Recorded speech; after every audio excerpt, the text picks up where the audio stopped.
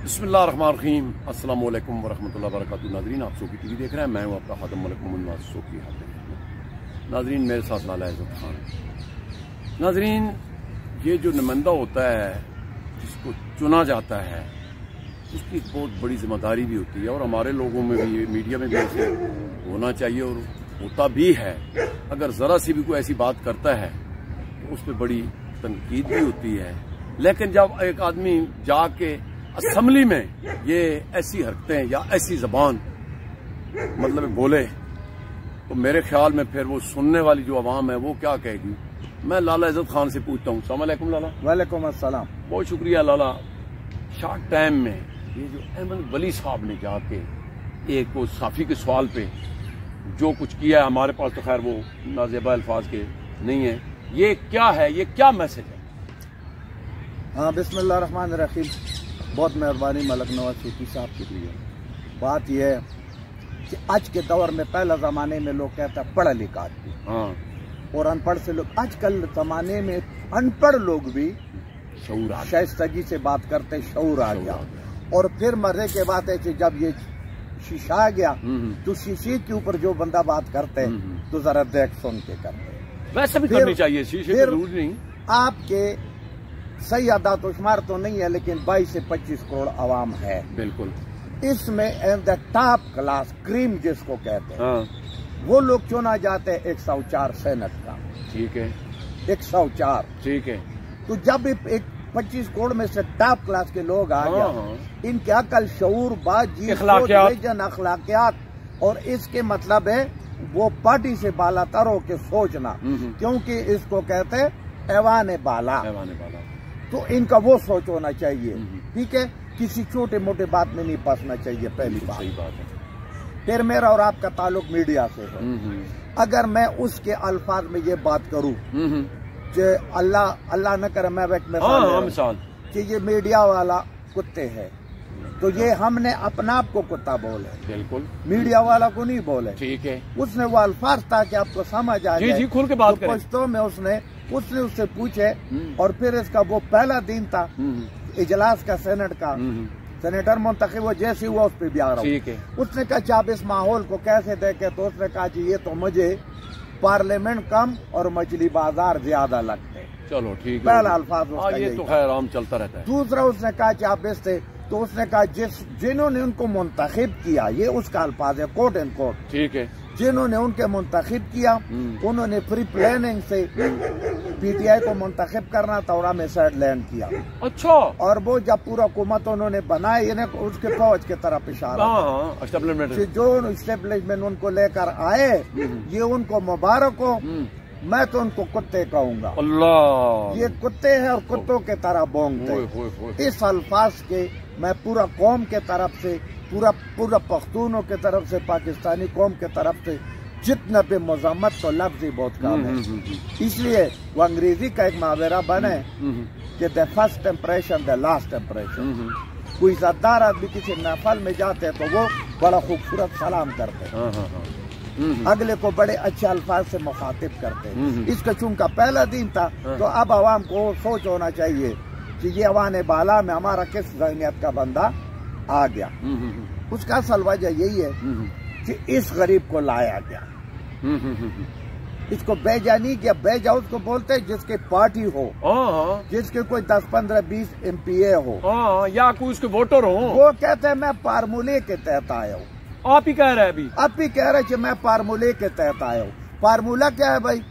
हमने जनाब अखलाकी मदद और एक 2 सीटों का ऊँटों का मदद जरदारी का किया, तो उसने हमारे साथ ये कमिटमेंट किया कि मैं आपको सेनेट का सीट दूंगा। माशाल्लाह। ये 4 सदी से ताल्लुक रखते हैं खैबर पख्तूनख्वा से।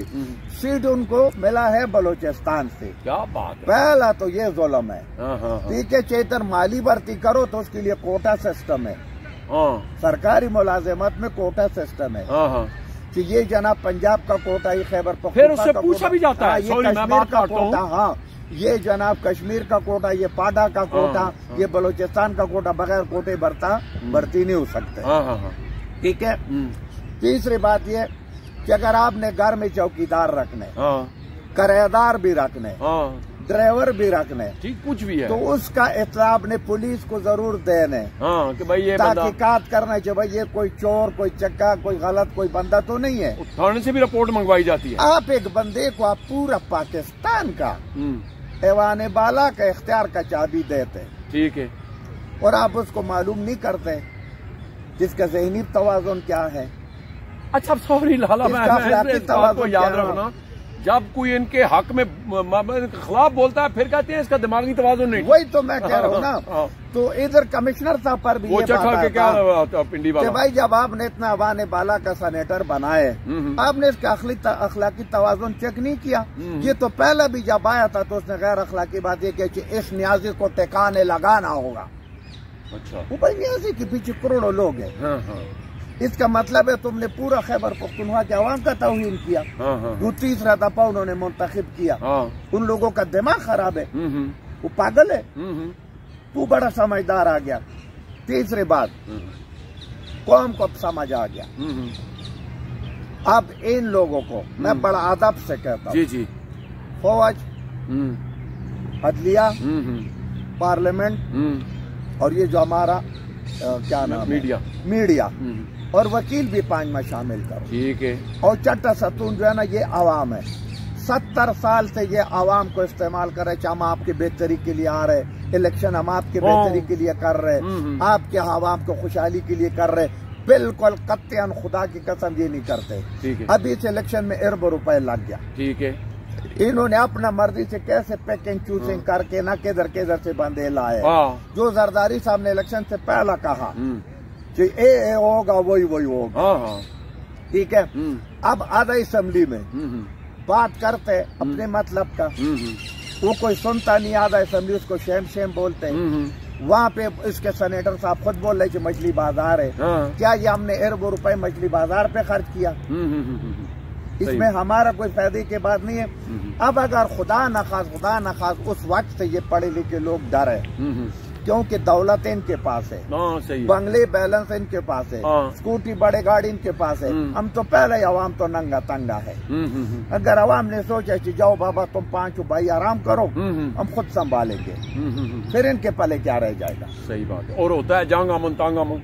भाई बात ये देखो ना, एक जज साहब फैसला दे, एक बंदे का बड़ा नुकसान हुआ, भाई का तलबाप का, बिल्कुल होता है, लेकिन उस पर वो जज साहब का एहतराम लाजिम है। बिल्कुल, जो वो जब फैसला करते हैं वो जज को बुरा भला नहीं करते, उसका वकील भी बोलते हैं मिलॉर्ड। हालांकि वो पैसे वकीलों को भी दे के वो नुकसान भी होता है, लेकिन फिर वो बंदा जो है ना, नादिलों की भी जब उसको फैसला मंजूर नहीं है तो वो चुप करके किसी वकील के जरिए दूसरा अगली अदालत, बड़ी अदालत में जाता। वाहिद ये लोग है कि ये जनाब कभी इनमें एहतराम है ही नहीं है कि दूसरा का नाम एहतराम से ले। सुनो, हमने कुछ नहीं कहा, क्योंकि चोर उस वक्त पकड़ा जाते जब चोरी का माल बांटने पर एक दूसरा का गिरबान पकड़ते। बिल्कुल सही बात है, और वो कत्ल भी हो जाते हैं। फिर वो जनाब जब एक दूसरा मुखबिरी करते, पुलिस को बताते, डाका डलवाते, फिर पूरा ग्रोह पकड़ जाते। ठीक है, ये चोरों का ग्रोह था। मैं बड़ा सादा बोलता हूँ, इन्होंने अवाम का पहला ऊँट मेंढे चोरी किया, फिर उसी तरह इस्तेमाल नहीं किया, फिर आए मेरे से फैसला लिया,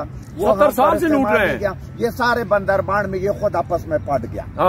जब ये पड़ गया तो इन्होंने अवाम को अपना असलियत बता दिया।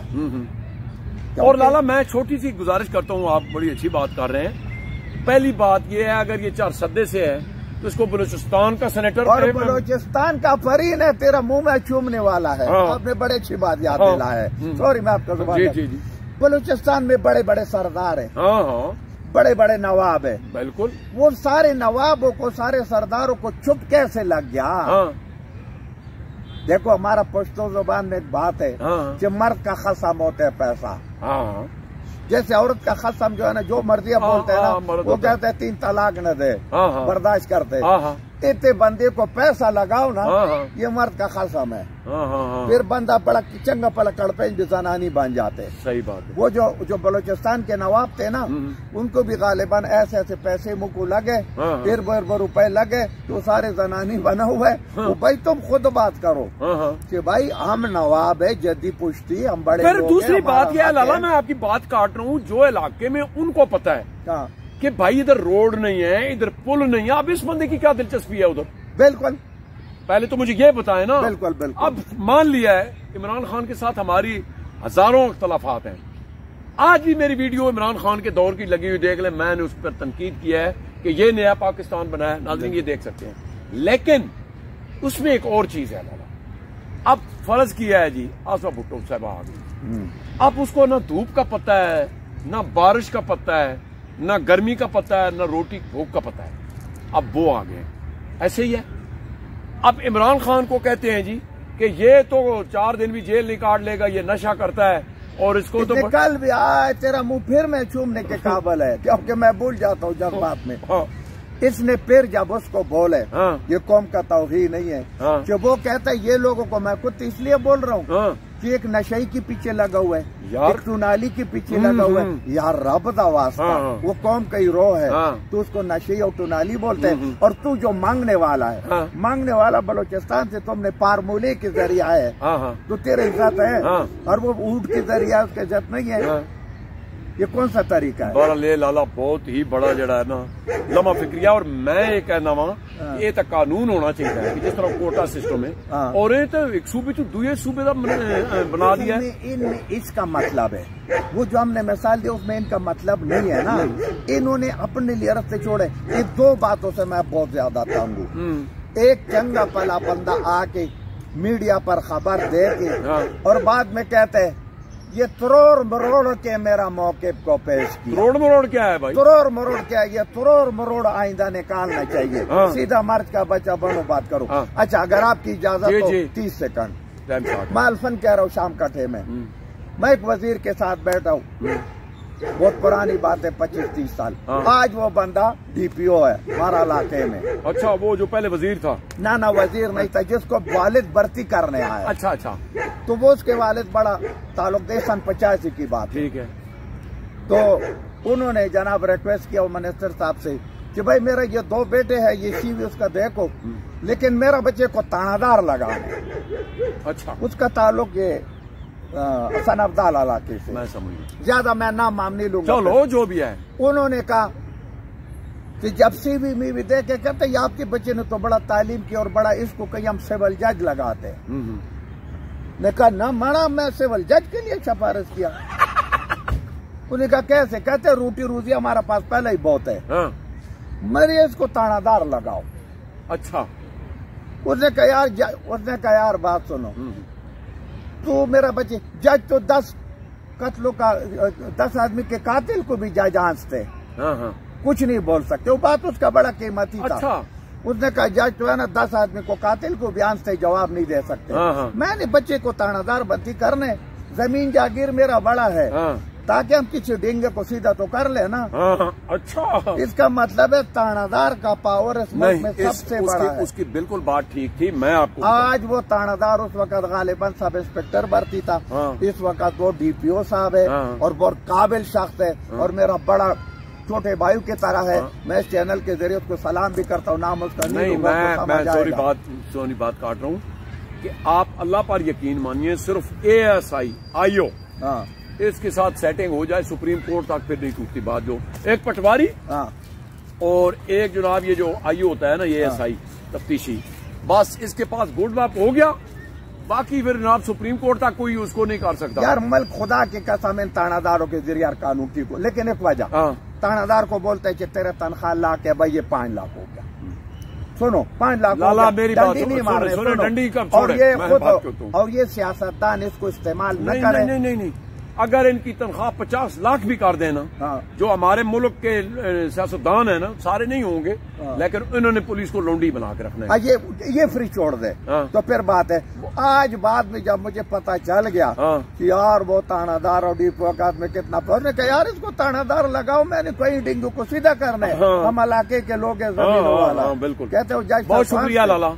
नाजरीन टाइम बहुत ज्यादा हो गया। बहरहाल इंतहाई अफसोस है कि जो ऐसी जगह पे पहुंच के उनको बात करने का नहीं पता, तो फिर टाइम भी ज्यादा है, तो फिर मैं एक शेर भी याद आ गया, तस्वीर फेरी दिल ना फिरिया की लैवा तस्वीर पढ़ के हूँ, इलम पढ़िया ते अदब नहीं सीखिया। इनू अदब भी कहने बिल्कुल। इलम पढ़िया ते अदब नहीं सीखिया, की लैवा इलम नू पढ़ के हूँ, चिल्ले कट्टे कुछ नहीं खटिया, की लैवा चिल्ले विच बढ़ के हूँ, जाग बिना दूधनी जब दिन बाहू भावे लाल होवन कड़ कड़ के हूँ।